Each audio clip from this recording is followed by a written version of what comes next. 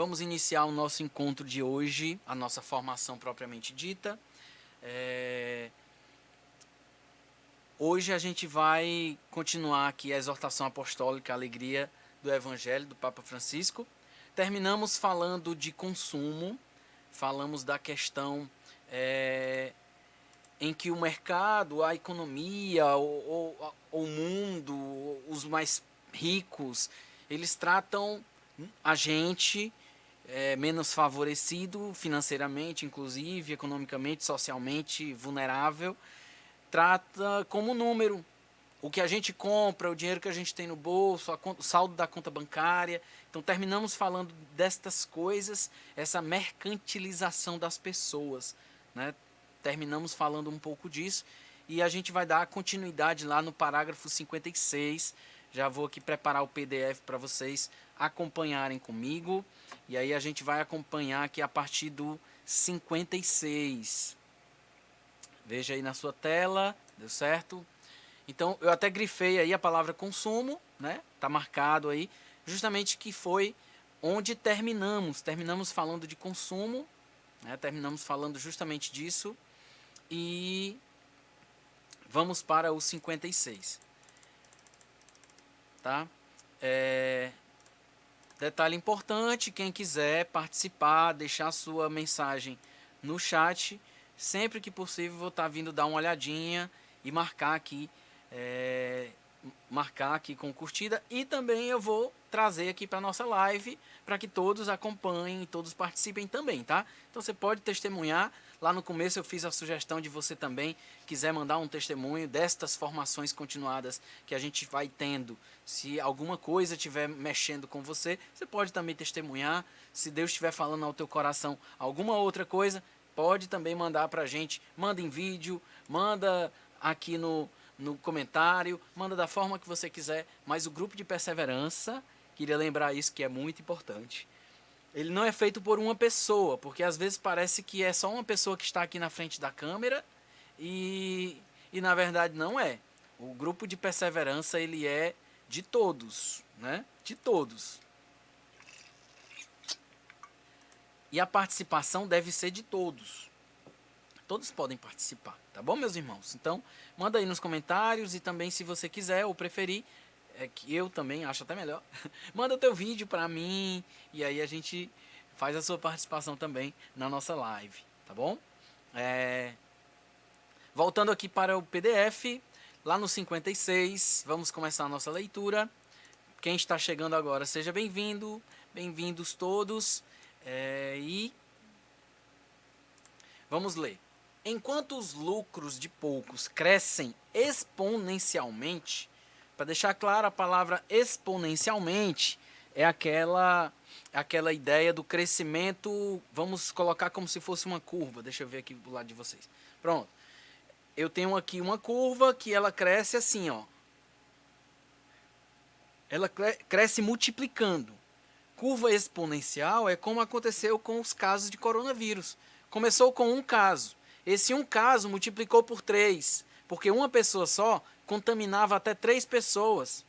Entende? E aí é como se fosse um jogo de basquete, multiplica por 3. E aí essas 3 pessoas que pegaram, uma passou para 3, essas 3 pessoas contaminam 9 pessoas. 9 pessoas contaminam 81 pessoas. Então isso é exponencial, ou seja, é multiplicado, é a potência de 3, né? É um que multiplica por outro, que multiplica por outro e vai só multiplicando. É diferente de uma escada. A escada vai somando. 1, 2, mais 2, 4, né? Vai somando. Não, exponencial é multiplicação, então sobe muito rápido.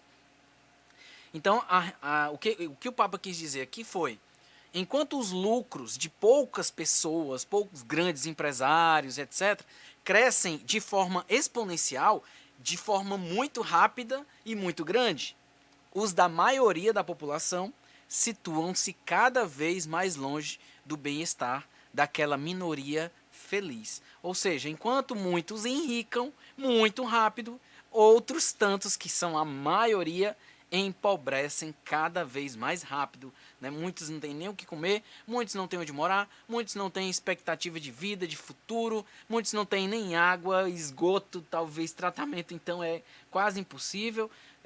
Para vocês terem ideia, no Brasil a gente tem menos da metade da população do Brasil tem tratamento de esgoto, então por isso que a campanha da fraternidade trabalha muito essas questões, né? A gente falou da questão de esgoto há uma ou duas campanhas passadas, né? Me perdoe falhar a memória, mas é justamente por essa realidade de que muitas pessoas precisam e poucas pessoas têm acesso, né? Então, a ideia é que se hoje a gente tem 55% mais ou menos da população brasileira tem água potável e 45% possuem esgoto, a ideia era que no futuro, um dia, a gente pudesse, todas as pessoas tivessem acesso à água potável e a saneamento básico, né? Isso é o básico, a gente acabou de dizer. É o básico, é o mínimo de sobrevivência. Claro, tem que ter uma casa, essa casa com água, com luz e com esgoto. Pronto, isso é o mínimo para a vida das pessoas. Não estamos falando de sobrevivência. Deus nos chama a uma vida em abundância, né? Então a gente não pode simplesmente querer que eu estou vivo e respirando. Não, não é isso. Eu preciso me alimentar, eu preciso beber, eu preciso, né, das minhas necessidades fundamentais como ser humano. Essas necessidades fundamentais são garantidas pela Constituição que a gente já leu aqui, né, no encontro passado, atrasado, né? No encontro anterior, a gente leu aqui o artigo 5º, uma parte dele, da Constituição Federal Brasileira, que nos garante vida, nos garante respeito aos nossos direitos como de ir e vir, como de crença. Eu tenho direito de ser católico, apesar de que eu tenho que respeitar o direito do outro de ser muçulmano, de ser ateu, de ser evangélico e etc. Eu preciso respeitar o outro para que eu também seja respeitado, né? Então, vimos isso nos encontros passados e já estamos continuando aqui falando de sociedade. O Papa Francisco muito antenado nessa questão social e a gente também precisa ser, e o Papa nos pede isso, né? Nos pede que a gente seja verdadeiramente antenados e tenhamos a capacidade de raciocínio, de pensamento e de respeito, né? À natureza, ao outro e a si mesmo. Continuando aqui, a gente lê o primeiro verso, eu ia chamar de versículo. Tal equilíbrio provém de ideologias que defendem a autonomia absoluta dos mercados e a especulação financeira. Por isso, negam o direito de controle dos estados encarregados de velar pela tutela do bem comum. Instaura-se uma nova tirania invisível, às vezes virtual, que impõe de forma unilateral e implacável suas leis e as suas regras. Para deixar bem claro, vou voltar aqui, o Papa fala que essa questão, por isso, tal desequilíbrio, qual desequilíbrio é esse, Éder? O desequilíbrio social, onde poucos têm muito e muitos têm pouco. Como é que ele nasce? Tal desequilíbrio provém de ideologias que defendem a autonomia absoluta de mercados e a especulação financeira. Ou seja, existe alguém que tem, com certeza, condições, que determina que seja assim a partir de uma ideologia. Qual é a ideologia? A gente falou na semana passada, né? Aquela pessoa que diz assim, o meu patrão disse que se eu não quiser trabalhar, tem quem queira. Essa ideologia de que nós temos por obrigação de ser escravizados, nós temos a obrigação de dar tudo que o patrão quer sem nada em troca, sem ele fazer nada, sem a gente merecer, sabe? Então, essa ideologia, ela foi criada por alguém. É a ideologia de, por exemplo, como inclusive está sendo vivenciado aqui no Brasil, né?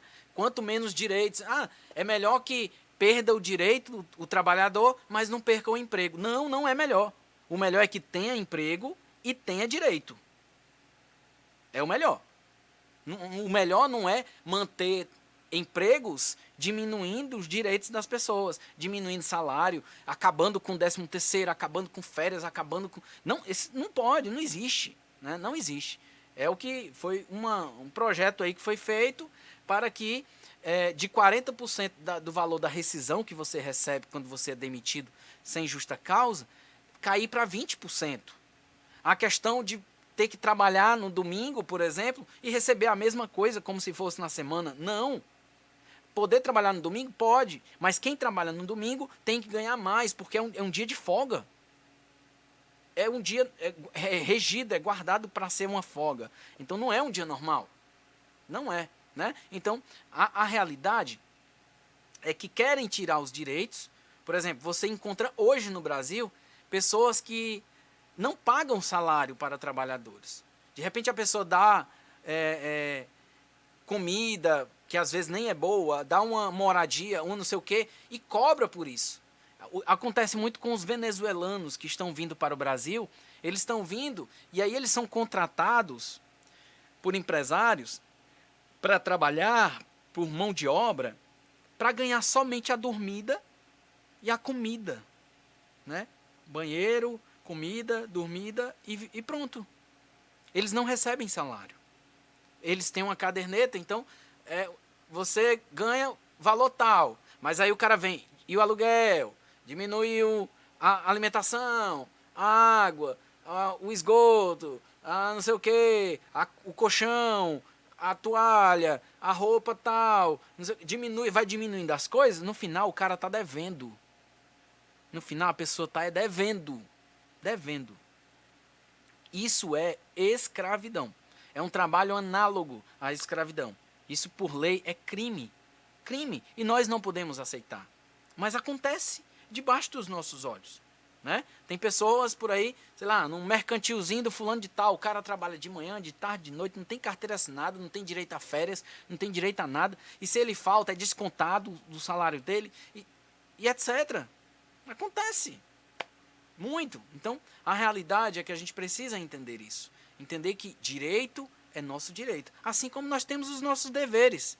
Eu não posso roubar ninguém. Eu não posso enganar as pessoas. Eu não posso dar um golpe em ninguém. Eu não posso matar ninguém, roubar ninguém. Eu não posso. Porque são deveres meus, né? Respeitar os outros, assim como os outros precisam respeitar os meus direitos.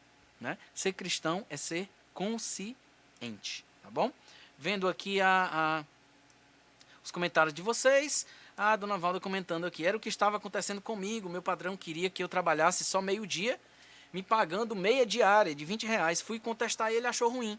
Né? É justamente, então, se ele pudesse, você trabalharia meio expediente e não ganharia nem a metade do que quem trabalha o expediente inteiro. Só que o que acontece, gente, dona Valda, você que respondeu, a pessoa sai de casa, dependendo de onde for o seu trabalho, às vezes a pessoa gasta 1 hora até 2 horas de viagem para chegar no trabalho. Aí trabalha o dia inteiro, sei lá, 8 horas, às vezes uma pausa para o almoço fica 9 no caso, e pega mais 2 horas para voltar para casa, quando não tem engarrafamento e gasta 3. Então você conta aí, 2 horas de manhã, mais 9 horas de trabalho dá 11, mais 3 horas para voltar dão 14 horas. O dia tem 24 horas. 24 horas menos 14 só sobram 10. E das 10, o ideal é que você durma 8. Só que as coisas de casa. Aí tem que fazer coisa em casa, aí tem que lavar, vai ter que fazer comida, aí tem um menino, tem não sei quem. Sabe? Você não tem mais vida. A tua vida está toda consumida pelo trabalho, que na verdade te paga uma merreca, te paga um salário mínimo, que é R$1.000, é uma vergonha mundial, porque em todos os lugares do mundo o salário é maior do que esse, mas isso não paga a tua vida. O salário que a gente ganha, ele é somente pelo trabalho que a gente presta. Isso deveria ser, pelo trabalho que a gente presta, e não pela nossa vida. O seu patrão, ele não está pagando por você. Ele não está pagando por você. Ele está pagando apenas pelo seu trabalho, naquele horário, X a X que você está contratado. Ele não é seu dono. Na época, antigamente, os escravos tinham dono. Eles andavam com correntes. Né? Assista lá o filme 12 anos de escravidão para você ver como é que era a situação. Então, as pessoas tinham dono. E eles faziam o que o dono mandasse. Então, somente para comer, para morar ali de forma insalubre. E o dono comprava o escravo, né? Então, os grandes donos de navios e grandes interessados, atravessadores, pegavam as pessoas na África, ou seja, em qualquer outro lugar, e traziam, e aqui eles vendiam os escravos como se fossem produtos, como se fosse um saco de feijão, um saco de arroz, né? E aí a pessoa pegava esse escravo, comprava, levava para casa para o escravo trabalhar no lugar da pessoa, para o resto da vida. Já pensou uma situação dessa?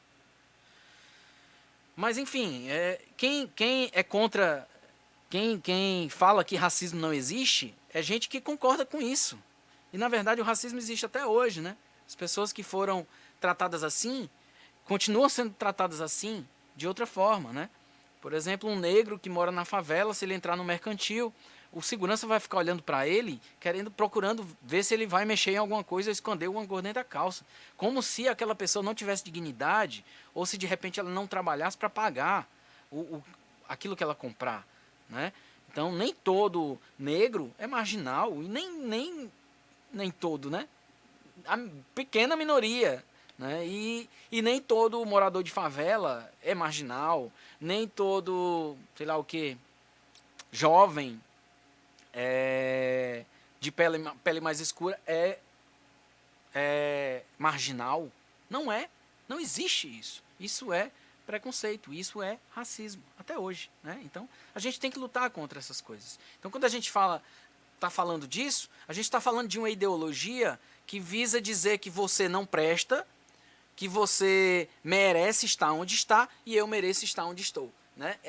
É segregação, é divisão, é como se o rico nasceu para ser rico, porque ele tem um sangue diferente, e o pobre nasceu para ser pobre. Não, meus queridos, não. Se você estudar, se você fizer a sua parte, você pode também ter posses, né? A gente tem que entender isso, que eu preciso ter autonomia para crescer.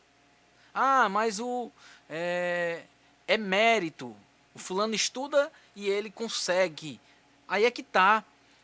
Se você pegar, por exemplo, uma grande empresa que tenha um negro e tenha um branco, na hora de uma seleção, vão optar pelo branco. Isso é justo? Não. Se de repente tiver na mesma função, procura se o salário dos dois é igual ou não. Procura se o tratamento que o negro recebe é melhor ou igual ao do branco. E se for uma mulher negra, porque ainda tem a questão do homem e da mulher, quem é que recebe o salário maior? É o homem ou a mulher? Sabe? Quem é que vai sofrer abusos, assédios? O homem ou a mulher?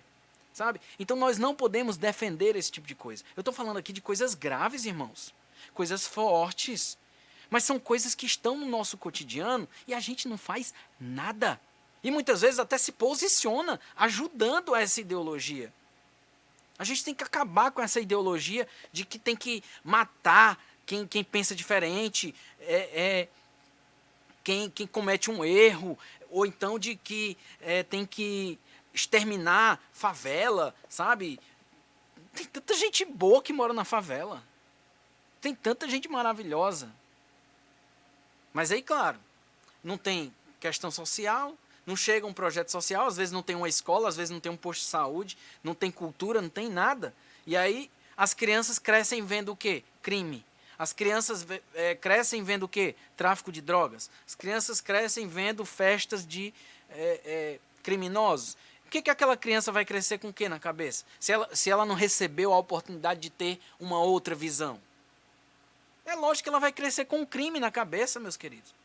Nós aqui precisamos entender isso. A gente precisa dar oportunidade para as pessoas. Por exemplo, numa igreja, dar oportunidade para um jovem se encontrar com a música, se encontrar com a arte, se encontrar com a cultura, se encontrar com Deus. Talvez a igreja tenha salvo a vida de muitas pessoas. Talvez não, com certeza. Né? Vocês já ouviram o testemunho do Cosme, por exemplo. Né? Então, a igreja salvou a vida de muitas pessoas. Mas ela não pode fazer tudo sozinha. E muitas vezes nós, que somos cristãos, não fazemos. Fugimos da nossa responsabilidade, achando que a responsabilidade é só do outro sempre. Mas vamos continuar. Que a gente possa... Rosimeire está falando, racismo infelizmente existe no mundo todo. Triste aqueles que não têm Deus no coração. Né? A gente vê pessoas que são atacadas por policiais, são esganadas, apanham mesmo. E depois o policial vai pedir o documento da pessoa. Gente, não é assim. Se um policial chega para atender uma ocorrência que tem pessoas brancas ou ricas envolvidas, os policiais pedem licença para entrar. Licença. Vai revistar a pessoa, pede o documento, enfim, pergunta a pessoa se pode, sabe? É um respeito. Agora chega lá numa viela, chega lá numa rua de um bairro pequeno, um bairro simples, eles já chegam batendo. Eu digo isso porque eu já apanhei. Sei lá que tipo de bandido eu tenho cara, que tipo de marginal eu tenho cara de ser, eu não sei, mas eu já apanhei. Eu estava jogando futebol com amigos. Eu não estava com documentos porque eu estava jogando, meus documentos estavam num saco, numa sacola, dentro do meu capacete. E aí o policial já chega batendo. Eu levei várias mãozadas aqui nas minhas costas, aqui, enfim, sabe? E chute na perna para você abrir a perna, para poder ficar naquela posição de ser... deixa eu mudar aqui a câmera. Naquela posição de ser revistado, sabe? Botar a mão na parede e tal, né? E aí apanhar pra poder... Sabe? Por que não perguntaram quem eu sou primeiro? O que eu tô fazendo ali, né? O meu nome. Sabe? Tipo, não tem sentido. Não tem, né? Então, e outra, eu já levei spray de pimenta na cara. Por que, Éder? Por nada. Até hoje eu me pergunto, sabe? Poxa, o que custa respeitar as pessoas só porque alguém não é branco, não tem os olhos verdes, enfim, né? Não tenho culpa de eu não ser bonito. Se acham que isso é padrão de beleza, sabe? Não é para existir nem padrão de beleza. Jesus não é aquele dos olhos verdes lá do quadro, aqueles quadros antigos que tinha nas salas das casas, que o pessoal botava. Jesus não é aquele, literalmente, não é aquele. Né? Lembra do alto de Natal que a gente fez, né? Quanto sol Jesus pegou com Maria. Imagina se Jesus era branquelo, pegando um sol quente daquele. Não existe. Então ele era vermelhão, né, na verdade. Não tinha como. Né? Então a realidade é que a gente foi iludido, enganado por uma ideologia que passaram pra gente, inclusive dizendo que era pecado. Olha que grave isso. Imagine gente que dizia que era pecado. Gente, se você ainda não estudou Idade Média, por exemplo, a gente tinha na época padres que diziam que quem nasceu pobre é porque Deus quis que fosse pobre pro resto da vida. E tinha que aguentar aquilo. Sabe? E quem nasceu rico é porque era abençoado por Deus. Gente... O Papa João Paulo II pediu perdão pelos crimes e erros da igreja na Idade Média. Porque tudo isso está errado. E muitos irmãos nossos da igreja pensam assim até hoje. Uma igreja conservadora que pisa nas pessoas. Não é assim. Né? Não é assim. A igreja acolhe. Hoje a igreja é chamada ao acolhimento. Né? E a amar aos irmãos, inclusive os mais pobres. A palavra de Deus fala isso. Né? A palavra de Deus fala que quando a gente faz algo a um desses pequeninos, a quem é que a gente faz? A Jesus. É a Ele que a gente faz. Então, Ele nos chama a amar o outro. Ele nos chama a nos dedicar ao outro. Né? Então, chega, basta dessas ideologias onde existe uma raça pura e os outros são infernais. Isso, por exemplo, o nazismo veio daí, né, de uma visão perversa, onde uma raça só é dominante. Poxa, só os cristãos, o resto a gente massacra tudo, a gente acaba com tudo. Não, meus irmãos, não é assim. Não existe isso. Isso é crime. E hoje no Brasil acontece. Acontece pessoas que estão apedrejando, que estão atirando, que estão perseguindo, que estão, sabe? Pessoas que pensam diferente. Então, a nossa missão vai muito além de rezar. Muito além de rezar. E o que eu estou falando está aqui. O Papa diz para a gente. Ele fala das ideologias, que a gente tem que ter cuidado com as ideologias, principalmente aquelas que trazem a especulação financeira. Por exemplo, existem ideologias que trabalham a divisão de riquezas. Mas, como ele fala aqui, ó, deixa eu dar de novo. Ele vai falar aqui mais na frente, né? Ó, encarregados de... Ó, uma tirania invisível. Isso aqui, quando a gente está falando disso, a gente está falando, sabe de quê, irmãos? Eu não tenho medo de falar, não. Quem quiser achar ruim, que ache. Ditadura. O que promove uma ditadura é justamente a busca pelo poder, pela instauração de uma tirania financeira, a partir da finança. Sabe? Eu preciso dominar todos os outros para eu ficar com o poder só para mim. Isso é o que um ditador faz. E existem ditadores conservadores, existem ditadores, no caso, né? Vamos falar do Brasil na atualidade. Existem ditadores de esquerda, existem ditadores de direita.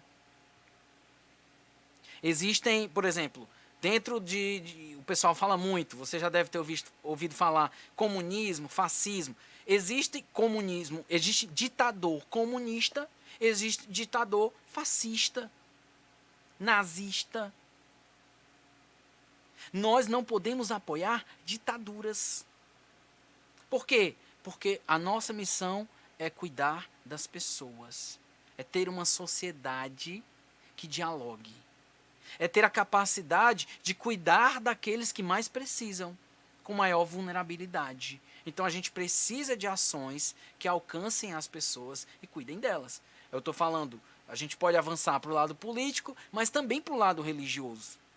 Não é porque fulano de tal, lá na paróquia, dá um dízimo de R$ 1.000 por mês, que ele é melhor do que o fulaninho, o seu Zé, que dá R$ 5 todos os meses no dízimo. Ninguém é melhor do que ninguém, porque dá mais dinheiro. Até porque, se isso acontece, isso é especulação financeira. Isso é acepção de pessoas. Isso é compra da fé.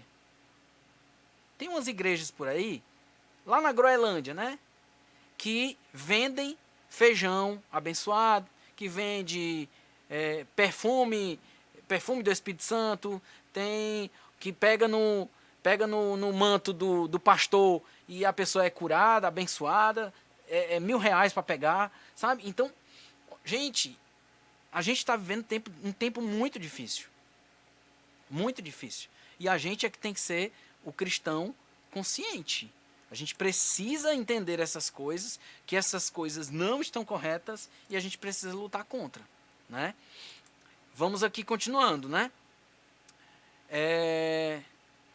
Instaura-se uma nova tirania, às vezes virtual, que impõe de forma unilateral e implacável. O que significa unilateral? De apenas um lado. De apenas um lado, meus queridos, o que eu acabei de dizer de ditadura, né? Por exemplo, vou dar um exemplo num país X. Não vou dizer que é o Brasil, porque senão alguém pode pensar besteira. Existe uma ideologia A e existe uma ideologia B. O que acontece? No lugar de conversar, dialogar, brigar, discutir, enfim, e chegar num consenso, o que acontece? A ideologia A quer destruir a B para ficar com o poder só para ela. Vocês estão entendendo? Só que o povo vira massa de manobra. Enquanto o povo fica acreditando que tem A contra B, na verdade, o A quer destruir o B. Não é divisão. Eu sou a favor do fulano, eu sou a favor do cicrano. Não, você é massa de manobra, você está sendo feito de besta. Porque ninguém está nem aí para você. O teu político de estimação não está nem aí para você. Entende? Então, a nossa realidade é de lutar por quem precisa. É lutar por quem precisa. É lutar por mim, por você, pelos irmãos do grupo, é lutar pelo nosso bairro difícil, cheio de necessidades. E a gente está lá de boa, né? Ah, eu não me preocupo com isso não, porque política com religião não se mistura. Ah, eu tô de boa aqui, eu tenho almoço, eu tenho onde dormir, eu tenho, enfim, a água tá paga, a luz tá paga. Sabe? Então, tem gente que patavina pros outros. Que cristão é esse? Que não pensa no outro? A gente está seguindo a ideologia. Cuidado. Cuidado. Continuar aqui para ver se a gente avança mais. As suas leis e as suas regras. Ou seja, querem de forma unilateral e implacável impor as suas leis e as suas regras. É uma ditadura. Além disso, a dívida e os respectivos juros afastam os países das possibilidades viáveis da sua economia e os cidadãos do seu real poder de compra. Ou seja, é um país que vai cada vez mais se isolando. Fica sem parceiros comerciais, né? O Brasil, por exemplo, está arriscado aí de perder o apoio da Alemanha e da França, né, por causa daquelas questões das queimadas da Amazônia, que o presidente do Brasil andou brigando com os outros presidentes, esculhambou todo mundo, e aí o Brasil está ameaçado de perder a venda. Inclusive, já teve risco de perder a venda para a China, porque um dos ministros andou falando mal da China, dizendo que o vírus era da China, que foi intencional, que não sei o quê. Fez brincadeira com a questão do povo, enfim, chamando o povo de burro e não sei o quê, sendo que a China é o país mais rico do mundo hoje, né? Junto com os Estados Unidos, são as duas maiores potências do mundo. Então é muito complicado o que a gente vive. Mas olha, percebe que o Papa é antenado no negócio? Ele escreveu isso em 2013. 2013. Mas a gente já tinha essas vivências. O Papa não está falando só para o Brasil, ele está falando para o mundo inteiro. Mas ele está falando para todos os cristãos prestar atenção nisso. E aí, ó, a tudo isso vem juntar-se uma corrupção ramificada e uma evasão fiscal egoísta que assumiram dimensões mundiais. Aí o Papa vem e fala da corrupção. E aí eu estendo para dizer que a corrupção em todos os âmbitos. Tem gente, meus irmãos, olha, jamais vou dizer quem é, mas eu soube, tem pessoas na igreja que faz um piquenique da pastoral tal, e a metade do dinheiro do lucro fica no bolso da pessoa, a outra metade vai para a pastoral. Acredita nisso? Tem. Desculpa. Tem gente dentro da igreja que pede apoio de um político para reformar a casa da pessoa e, em troca, ela vai conseguir os votos dentro do grupo. Não estou dizendo do nosso grupo, né? Falando da igreja. Tem. Tem gente que quer levar vantagem em cima da gente, dentro da igreja. Uma vez eu vi um jovem dizer, um rapaz dizer, ele era coroinha. Nunca esqueço disso. Ele dizia que quando terminava a missa, ele ia lá nas bichinhas lá era aqueles saquinhos que passa na hora das ofertas. Ele ia lá e toda vida ele tirava um dinheiro lá. Não todo, né? Lógico, ele tirava só as cédulas ali, sei lá quantas cédulas, para depois da missa ele ir curtir com os amigos, comer pizza, comer não sei o quê. Acredita nisso. Existe, gente, corrupção dentro da igreja. Existe corrupção na prefeitura.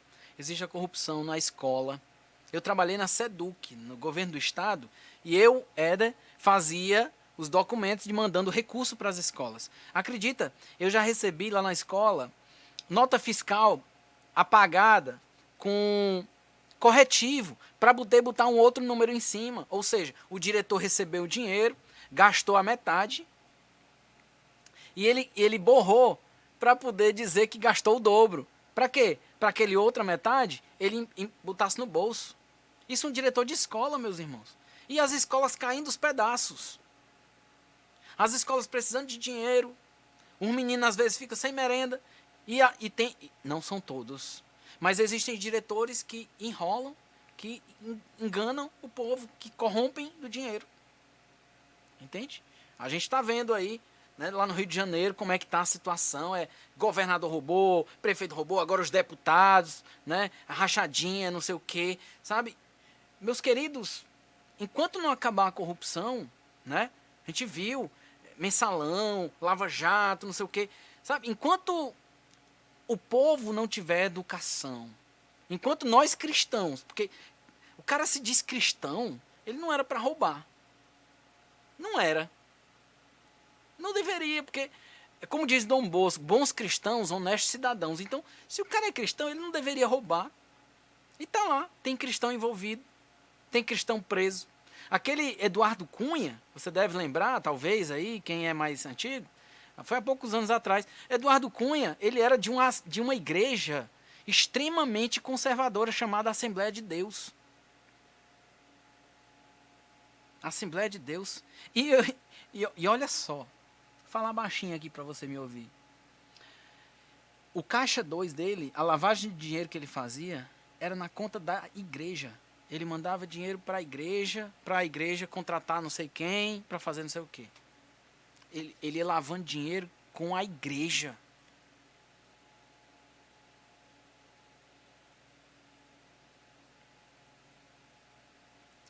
Meus irmãos, a gente precisa fazer a nossa parte. A nossa parte é muito prática. Você é cristão? Então não roube, não. Você vê agora, né, um ministro que foi demitido hoje, pediu demissão hoje. O cara passou 2 dias, não sei nem se ele chegou a ser ministro, porque ele nem tomou posse. Não chegou nem a tomar posse. O cara mentiu, dizendo que tinha mestrado e não tinha, tinha doutorado e não tinha, pós-doutorado não tinha. Tudo mentira. Isso é corrupção, meus queridos. Se fosse eu, você, por exemplo, né? Deixa eu ver aqui. O Gilbertinho.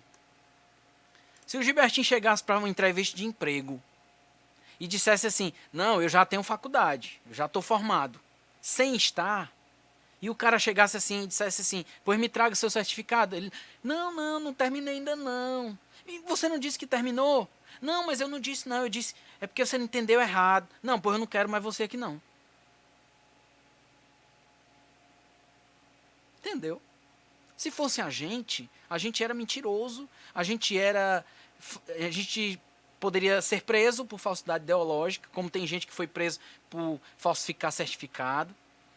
A gente poderia ser chamado de como é o nome? Estelionatário, querer dizer uma coisa que a gente não passar aos outros aquilo que a gente não fez ou não é, sabe? Então, gente, é muito sério tudo isso. E aí a gente precisa entender, ó, tudo isso que o Papa fala, ó, a ambição do poder e do ter não conhecem limites. Olha isso. A ambição do poder, a busca pelo poder e do ter dinheiro, ter posses, ter riquezas, ter casas, ter bens, não conhece limites. Ou seja, uma pessoa que te engana para te roubar, ela vai roubar outra pessoa também. Uma pessoa que ela faz alguma coisa ilícita para buscar algo, ela vai fazer outra, ela não vai parar. Uma vez me perguntaram, né? Éder, por que... Não me perguntaram não, a gente estava conversando com um amigo meu e a gente estava num dilema, né? Poxa, o cara rouba um banco, o cara sai do banco com, sei lá, 10 milhões de reais. Quando é daqui a 1 ano, o cara foi preso roubando outro banco. Como é que o cara tá com 10 milhões de reais na mão e ele vai roubar de novo? É por quê? Porque ele se acostumou. Ele quer facilidade. Ele pegou aqueles 10 milhões, ele torrou todinho.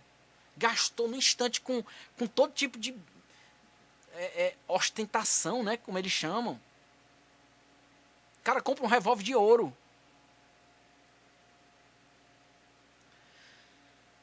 Esse é o mundo que a gente está vivendo, gente. Parece que eu estou falando aberrações aqui. Eu espero até que alguém comente aí e diga que eu não estou doido no que eu estou falando. São coisas que estão acontecendo. Tem gente que está matando hoje por, sei lá, olhar para a cara do outro e achar feio, está matando. Sabe? Então, não tem sentido.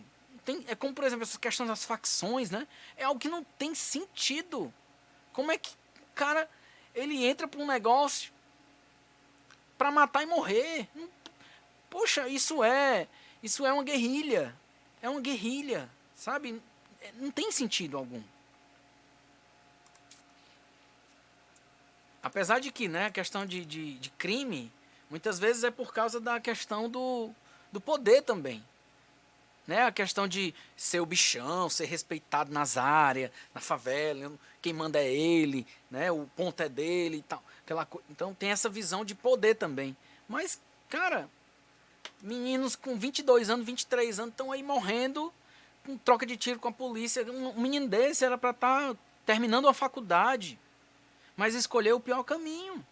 Talvez ele não teve escolha, talvez ele não teve a oportunidade de escolher outra coisa. Talvez ele não teve a oportunidade de conhecer um grupo, ou de conhecer um esporte, uma cultura, um instrumento musical, né? E acabou entrando por esse lado, mas depois que entra, não sai mais. Dificilmente sai, né? Então é muito triste, mas é a nossa realidade. Pode comentar, tá, gente? A não ser que me deixaram aqui sozinho, mas ninguém está comentando mais. A dona Valda falou que tem a vassoura ungida que estão vendendo por aí. Né? É nesse jeito aí, desse naipe. Neste sistema que atende a fagocitar tudo para aumentar os benefícios, qualquer realidade que seja frágil, como o meio ambiente, fica indefesa face aos interesses do mercado divinizado, transformados em regra absoluta. Olha que forte isso que o Papa fala, né? O mercado está divinizado, ou seja, o mercado é um Deus. Tem gente que, por mais que eu possa estar falando coisas grandiosas aqui, mas tipo assim, tem gente que prefere comer ovo todo dia, mas ter um iPhone no bolso, ter um telefone zero. Não sei se é a realidade de alguém, ou de alguém que você conhece, mas infelizmente, tem gente que só falta passar fome, mas tem um iPhone no bolso.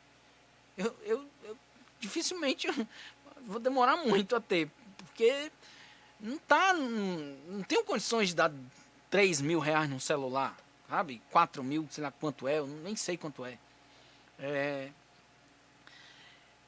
É coisa assim, tipo assim, mas se você tem um iPhone, você é respeitado, porque acaba que tem um iPhone, pense no outro nível, né? Aí o que acontece? Acaba se formando um sistema guiado por essa ideologia de ter. No nosso caso, nós trabalhamos a ideologia do ser. Nós somos. Somos o quê? Filhos de Deus. Nós somos irmãos. Nós somos comunidade. Nós somos. Né? Não é nós temos. Eu tenho dinheiro. Eu tenho um carro. Eu tenho uma casa. Eu tenho não sei o quê. Né? Não é isso. A ideia da nossa espiritualidade é justamente sermos irmãos e amarmos-nos mutuamente. E aí ele fala, né, que esse sistema faz de tudo para aumentar o benefício daqueles que já estão lá em cima, e qualquer realidade que seja frágil, como o meio ambiente, fica sendo vítima. Você, por exemplo, né, você imaginar o cara para montar uma... Está acontecendo na Amazônia. Os desmatamentos na Amazônia, meus queridos, vocês não pensem que é outra coisa, não. Desmatamento na Amazônia são empresários que querem ganhar mais e mais e mais dinheiro, inclusive escravizando gente, para poder ter mais terra, para poder fazer garimpo, fazer pecuária, fazer extração ilegal de madeira, né, os madeireiros. E aí, não sei se vocês já ouviram no termo grilagem. O que é a grilagem de terras?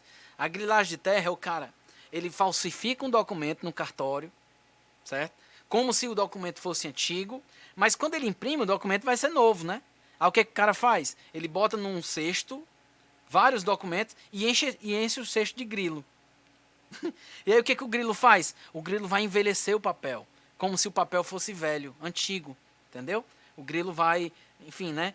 Vai fazer com que o papel fique amarelado e tal. Então tem uma questão de física, química aí no meio, que faz com que o papel fique antigo. Então o cara pega aquele papel e aí diz que ele é o dono da terra, mostrando que é da década de não sei de quanto, desde 1960, desde 1920 que aquela terra é dele, e na verdade não, ele fez ontem o documento, mas ontem não, né, porque demora tanto assim não, tão pouco assim não, mas o cara fez 15 dias atrás, e aí deixou lá para o bicho envelhecer, e ele dizer que o papel é velho, é daquela época, do tempo do pai dele, enfim, sabe? Isso é de onde nasceu o termo grilagem, né, que a gente já ouviu falar. Mas o que é a grilagem? É nesse naipe.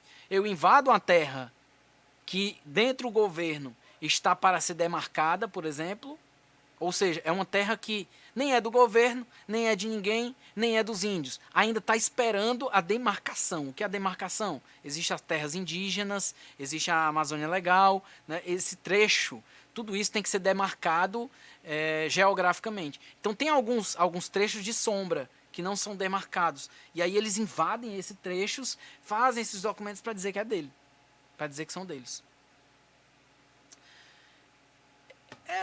É um pouco do que acontece por aqui, né? Quando a galera invade um terreno, né? Para montar ali uns barracos e tal, e dividir as terras, como se fosse dono, né? Tem gente que faz isso, né? Eles lá fazem em grande escala, só que tipo assim, quando eles invadem uma terra, é maior do que o Castelão, assim, é quase o tamanho da Jurema todinha, assim, uma terra só, assim, para uma pessoa, assim. Acaba, pega logo muito, entendeu? Leva trator, leva para desmatar, para tirar tudo, depois bota fogo e tudo, sabe? E acaba com o nosso meio ambiente por causa de quê? Da luta pelo poder e pelo dinheiro.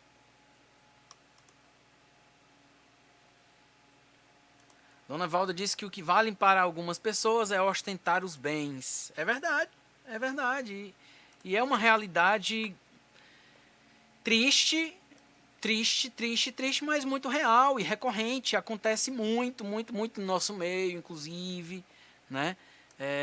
Mas a gente precisa ter a cabeça no lugar do que a gente precisa buscar, né? Ter a confiança em Deus, ter a segurança de que a gente tem que fazer a coisa certa, sempre, né? E aí, nesse caso aí, como o Papa está falando de corrupção, está falando dessa questão da imposição do capital, a gente tem que ter muito cuidado com isso, né?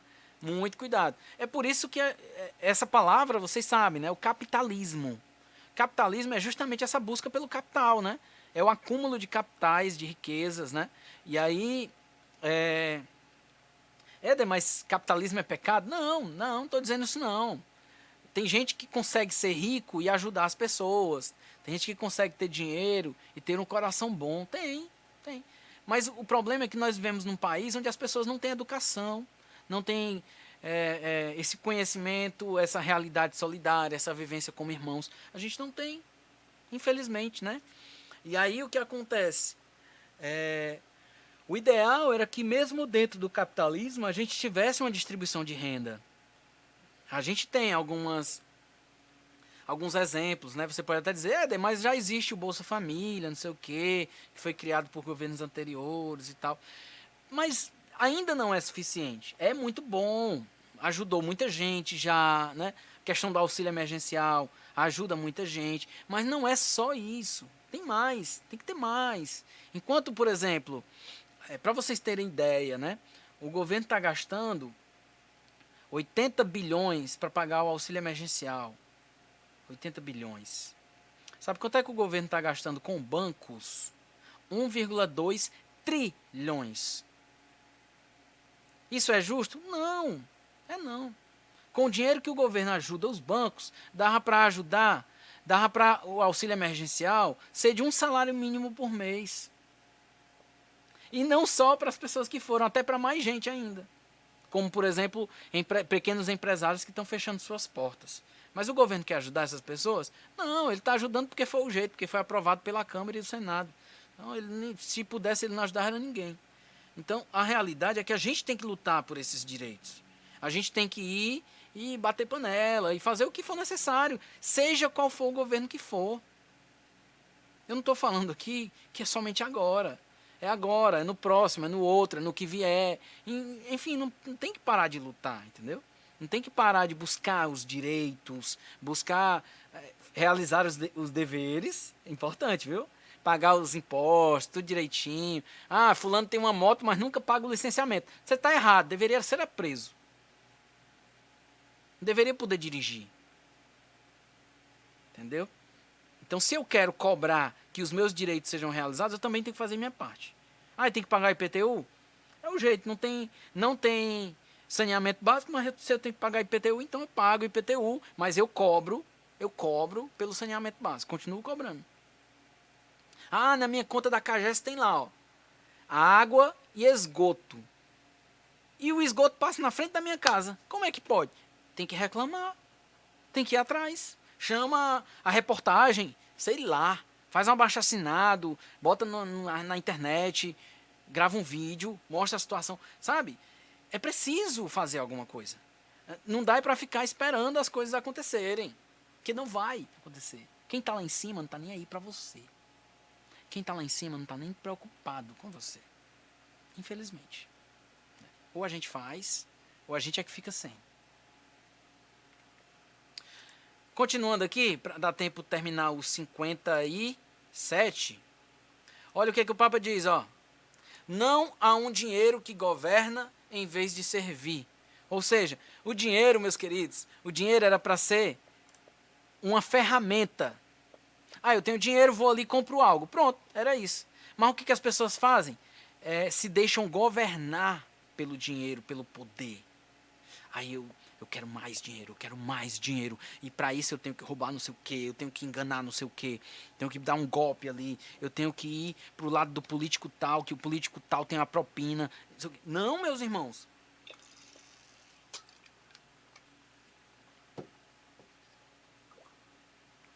O dinheiro era para estar a serviço da sociedade, da organização da sociedade. Foi para isso que ele foi inventado. Você sabe a história do dinheiro? Antes do dinheiro, tudo era por trocas. Não era o escambo, não, aquilo que aconteceu nos portugueses aqui no Brasil, não. Mas eram trocas. É tipo assim, a dona Valda planta mandioca em casa, certo? Aí a Flávia é costureira, né? Continua sendo. E a Flávia está querendo mandioca. Fazer uma farinha, fazer uma goma, enfim. E aí o que a Flávia faz? Ela pega algo que a dona Valda esteja precisando, talvez uma roupa, e aí ela leva lá para a dona Valda aquela roupa e diz assim, dona Valda, a senhora quer essa roupa aqui? Ó, eu fiz para a senhora, eu estou precisando de... Foi o que eu falei? Macaxeira? Já esqueci. Né? Macaxeira, eu vou dizer que é macaxeira. Eu já esqueci. Macaxeira, né? Vamos dizer que é macaxeira.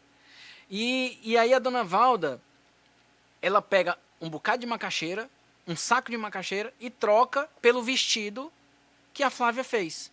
Ou seja, ela dá uma quantidade de macaxeira que ela acha que é justo e que a Flávia também acha justo pelo vestido que a Flávia fez, né? Então, o que acontece? Ela troca a macaxeira pelo vestido. Não precisava de dinheiro. Certo? Da mesma forma era assim, né? O cara plantava arroz, aí o outro era agropecuária, aí tinha os bois, trocava por leite, aí o leite trocava por feijão, o feijão trocava por sal, por açúcar, e enfim, cada um ia trocando aquilo que precisava. Só que o que acontece? Eu vou trocar, imagina aí, eu vou trocar, eu estou precisando de papel higiênico. Papel higiênico que é bem maneirinho, né? Aí pega o papel higiênico e vai trocar por arroz. Quanto é um rolinho de papel higiênico e quanto é um pacote de arroz, né? Vamos dizer que um pacote de arroz é R$5, um papel higiênico é 50 centavos. Vamos dar um exemplo só, tá? Tô jogando o valor real, não. Eu tinha que pegar, para 1 quilo de arroz, o cara tinha que me dar quantos papel higiênico? 10. Aí fazia sentido eu precisar de um rolo de papel higiênico e ter que levar 10 para casa? Não faz sentido. E aí começou a dar problema. Aí o que aconteceu? Foi necessário criar a moeda, que não era cédula, né? Era moeda de verdade. Então, aquela moeda, ela tinha um determinado valor. Então, por exemplo, o cara que pegou o arroz, ele agora não usa mais o arroz para trocar. Ele pega aquela moeda que tem o valor de um quilo de arroz e troca pelo arroz.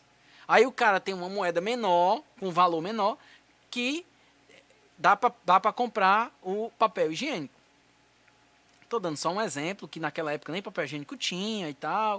O pessoal usava era sabugo mesmo, tô brincando, né? Não sei o que o pessoal usava. Mas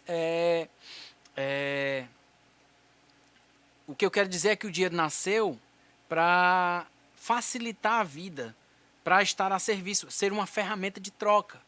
E hoje em dia não, as pessoas acumulam. E quanto mais tem, mais quer. E aí pisam sobre aqueles que não têm, né? Então não é mais um dinheiro que serve, é um dinheiro que governa. E isso é o que o Papa está falando, que a gente deve lutar contra. Não. Dizer não a um dinheiro que governa, em vez de servir. Deixa eu ver o que o Gilbertinho está dizendo aqui, porque escreveu bem um livro aqui. Que bom, Gilbertinho.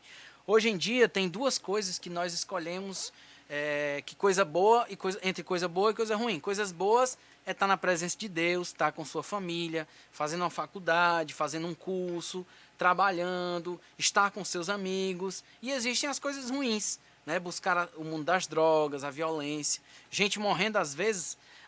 A realidade mostra muito isso sobre essas duas coisas, né? As escolhas que a gente tem para fazer. É isso, Gilbertinho. Muito bem, muito bem. É verdade. Que bom que você escolheu a melhor parte, Gilbertinho. Palmas para você e para todos os irmãos que estão aqui. Porque nós escolhemos a melhor parte. O mais fácil é estar vivendo o que o mundo quer que a gente viva, né? E a gente está escolhendo viver um outro mundo. Um mundo onde existe honestidade, ou precisa existir. Um mundo onde precisa existir o amor, onde precisa existir fraternidade, onde a gente precisa pensar diferente do que aqueles que querem nos impor uma ideologia ou uma realidade. O 57, a gente vai terminar o 57, vai dar tempo. Por detrás desta atitude, né, eu expliquei sobre o dinheiro e o Papa falou que a gente deve dizer não a esse dinheiro que governa. Por trás dessa atitude, escondem-se a rejeição da ética e a recusa de Deus. Para a ética, olha-se habitualmente com um certo desprezo sarcástico. É considerada contraproducente, demasiado humana, porque relativiza o dinheiro e o poder. Eu vou parar porque está difícil o texto para vocês entenderem, para a gente compreender. O que o Papa está dizendo aí, né? Por detrás dessa atitude, escondem-se a rejeição da ética e a recusa de Deus. Ou seja, quem valoriza demais o dinheiro não quer saber de Deus e nem de ética. Ela faz de tudo para ter mais dinheiro, até matar se for necessário. Uma pessoa dessa não se aproxima de Deus. O que a palavra de Deus fala do rico, hein? É mais fácil o camelo passar no buraco da agulha do que o rico entrar no reino dos céus. Significa que todo rico é pecador? Que todo rico é sem futuro? Que todo rico é do mesmo jeito? Não, não está querendo dizer isso, né? Não está querendo dizer isso. Mas o que quer dizer? Quer dizer que é difícil para o rico. Por quê? Porque o rico muitas vezes está apegado ao seu dinheiro, ao seu Deus. O Deus dele é o dinheiro, né? Vós não podeis servir a Deus e ao dinheiro, né? A campanha da fraternidade também, há 3 anos atrás, falou sobre isso. Não se pode servir a 2 senhores. Ou serve a um, né? Odiará a outro, etc. Que é a questão do dinheiro. Então, é justamente há 3 anos atrás, que foi na época da exortação apostólica, né? A campanha da fraternidade trabalhou muito essa ideia do dinheiro, né? Servir a 2 senhores. E é justamente quando a pessoa busca muito dinheiro, quando ela busca poder, quando ela, inclusive, ela tem essa visão ideológica, essa visão de pisar no outro, essa visão de quanto mais tiver melhor, inclusive se for ilegal, não estou nem aí. Quando a pessoa tem essa visão, é lógico que essa pessoa está distante de Deus, ela não tem como se aproximar de Deus, porque ela não quer. Ela não quer um Deus que se aproxima dos pobres. É até preconceituoso isso. Como é que eu sou rico, eu vou sentar do lado da igreja, na igreja assim, do lado, no banco, uma pessoa pobre, fedorenta? Um rico não aceita isso. Um rico quer estar de camarote, né? Então, esse tipo de coisa, na igreja a gente não deve viver. Não é para isso a nossa missão. Nossa missão não é para fazer acepção de pessoas, nem julgar pelo dinheiro que ela tem no bolso. E aí ele fala também, Para a ética, olha-se habitualmente com um certo desprezo sarcástico. Eles fazem mangá. Quando você diz assim, né? Ah, eu tenho que ser uma pessoa honesta. Eu achei R$ 1.000 na rua, eu tenho que devolver. Aí o cara chega e diz assim, o rico, né? Uma pessoa que valoriza o dinheiro mais do que a humanidade. Ele diz assim, acho deixa de ser besta, achado não é roubado. Se fosse eu, já tava gastando. Tu é doido, tu não roubou ninguém. O dinheiro é teu, mano. Você é besta, homem. Aí não, o honesto, o cristão de verdade, o que ele faz? Ele vai ficar doidinho. Cara, alguém perdeu o dinheiro, essa pessoa está precisando e perdeu R$ 1.000. E agora, como é que eu vou achar essa pessoa? E vai procurar até achar. Essa é uma pessoa honesta. Essa é uma pessoa virtuosa.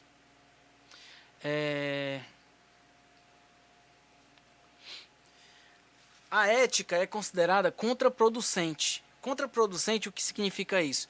É que vai contra a produção. Por exemplo, eu sou garimpeiro. Garimpo é aquele negócio que o pessoal fica cavando para procurar pedras preciosas ou materiais preciosos, né? Ou enfim, outros elementos químicos que deem dinheiro, né? Diamante, enfim, ouro, como aconteceu em Serra Pelada.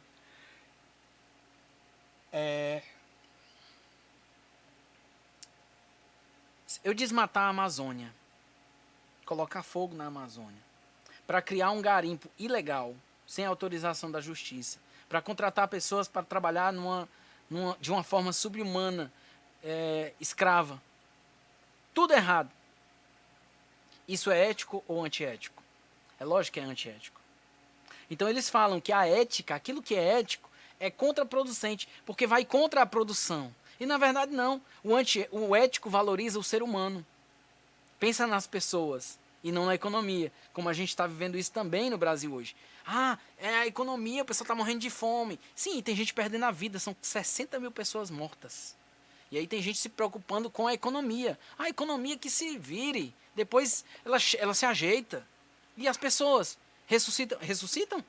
Elas vão voltar? Não, a vida não tem mais jeito, a economia tem, sabe? Então, essa ideia de relativizar o dinheiro e o poder. Então, não tem como isso, né? A gente precisa ter essa ideia de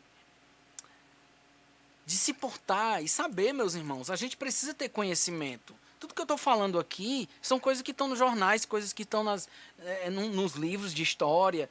Você pode conhecer também. E esse conhecimento te leva a questionar, te leva a perceber as coisas por outros olhos. Existem coisas erradas que estão acontecendo e eu preciso me posicionar contra. Eu preciso buscar aquilo que vai de encontro com Deus, com aquilo que Ele me deu para mim e para o outro. E eu também não posso pensar só em mim, eu tenho que pensar nos outros, sabe? Aí você, por exemplo, né? Eu sou MEI, microempreendedor individual. Você sabia que o microempreendedor individual tem direito a receber auxílio emergencial? Tem. Sabe por que o Éder não foi receber? Por quê? Porque o Éder está trabalhando com outra coisa também. E essa outra coisa dá renda. E o Éder não pediu auxílio emergencial. Por quê? Porque o Éder sabe que existem outras pessoas que precisam muito mais do que ele.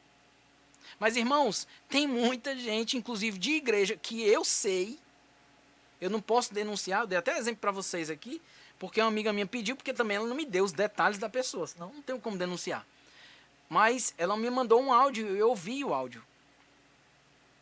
Pessoa de igreja, meus queridos.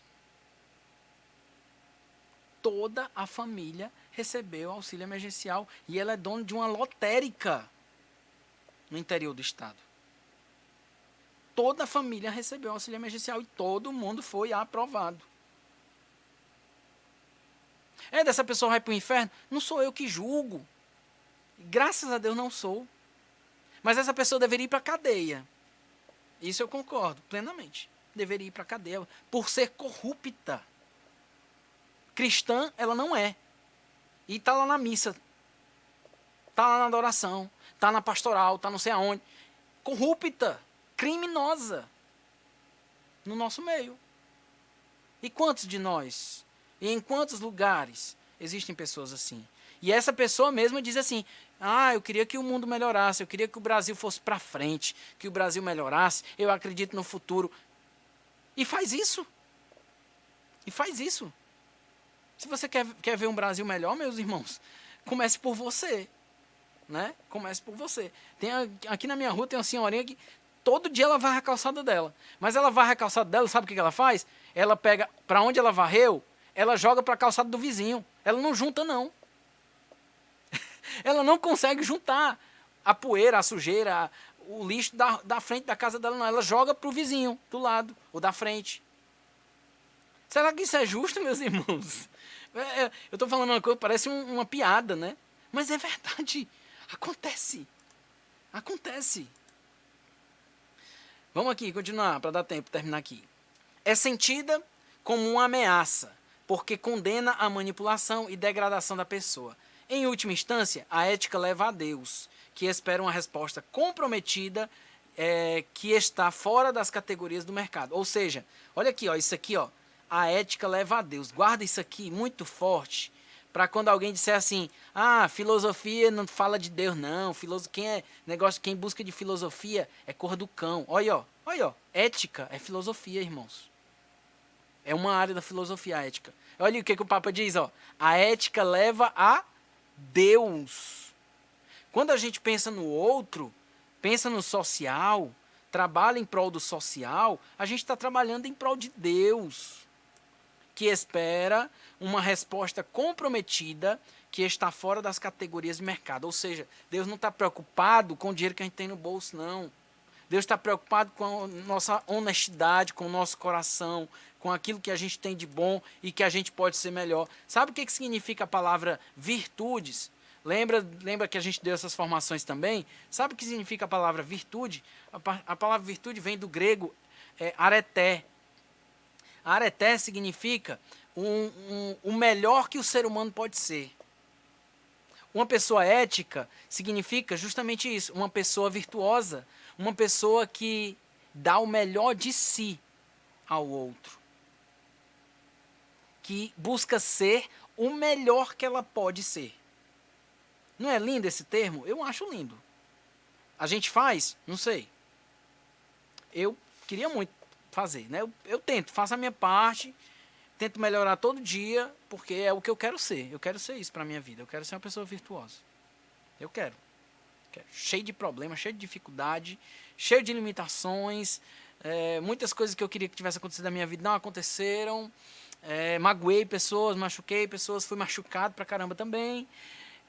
Mas todos os dias é dia de aprendizado e dia de tentar melhorar. E quando eu tento melhorar, talvez eu já seja melhor. Só em tentar. Para estas, se absolutizadas, Deus é incontrolável, não manipulável e até mesmo perigoso. Ou seja, para essas pessoas que trabalham essa ideologia e essa questão de impor a questão financeira, Deus é perigoso. É perigoso quando você fala de Deus, quando você fala de ética. Não pode falar. A dona Valda, o filho do meu patrão é pastor e no lugar dele querer arranjar um trabalho, ele quer abrir uma igreja. É porque é mais fácil, né? É uma forma de ganhar dinheiro muito fácil, né, dona Valda, hoje em dia. Na medida em que chama o ser humano à sua plena realização, é a independência de qualquer tipo de escravidão. Olha só, eu falei de que no começo, hein? Escravidão, meus irmãos. A gente tem que romper com qualquer tipo, independência de qualquer tipo de escravidão. O mercado, o mercado, ele quer escravos. Ele quer pessoas que trabalhem por mão de obra barata. Ele quer sugar das pessoas, sabe? E a gente tem que lutar contra a escravidão. Contra. A ética, uma ética não ideologizada, uma ética sem ideologias, permite criar um equilíbrio e uma ordem social mais humana. Olha que lindo isso. Olha que belo isso. A ética não ideologizada, ou seja, não é aquela manipulada por ditadores ou por mal intencionados, ela permite criar um equilíbrio e uma ordem social mais humana. A gente acha linda a visão cristã, eu acho linda. Mas cristãos no poder é uma negação. A gente está vendo isso hoje, né? Então a gente precisa entender que esses valores, essa ética é que precisariam dominar, e não o meu eu, e não o meu subjetivo. Continuando aqui para terminar. Oh, e falta um pouquinho, ainda bem. Nesse sentido,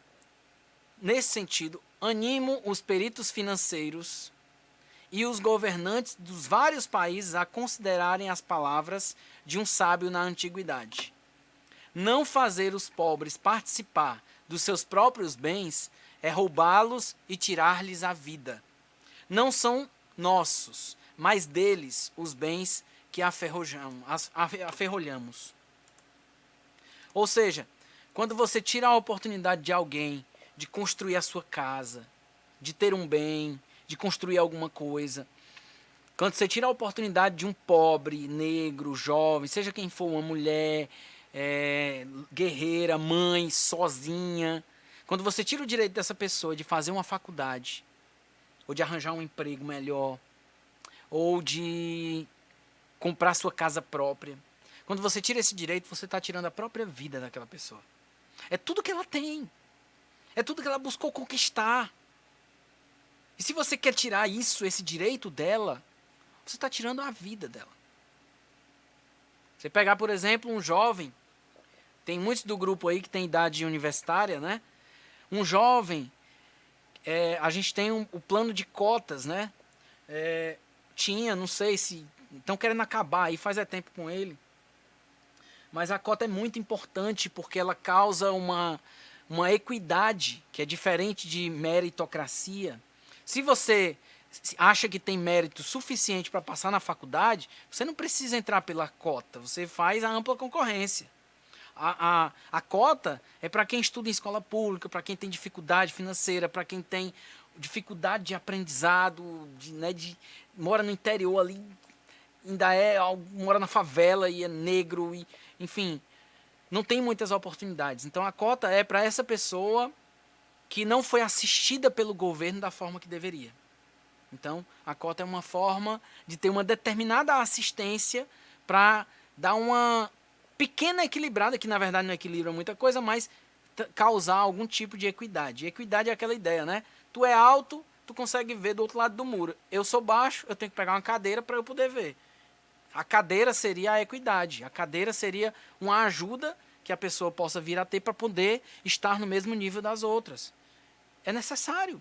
A gente tem uma dívida histórica no Brasil, né? Com os índios, com negros, com tantos outros. Então, como o Papa diz, não fazer os pobres participar dos seus próprios bens é roubá-los e tirar-lhes a vida. Não são nossos, mas deles, os bens que aferrolhamos. Aferrolhamos no sentido de trancar, né? Ferrolho. Fechar o ferrolho, né? Ou seja, impedir eles, os mais pobres, de terem o seu espaço, o seu caminho, o seu futuro, os seus bens, a sua vida, né? Então, meus irmãos, hoje foi um pouquinho mais longo do que semana passada, mas acredito que é isso. Ser cristão não é ser alienado. Ser cristão é ser consciente, ser capaz, inteligente, buscar informação e também ser capaz de pensar, questionar, raciocinar e discernir bem, com a ajuda do Espírito Santo. Amém?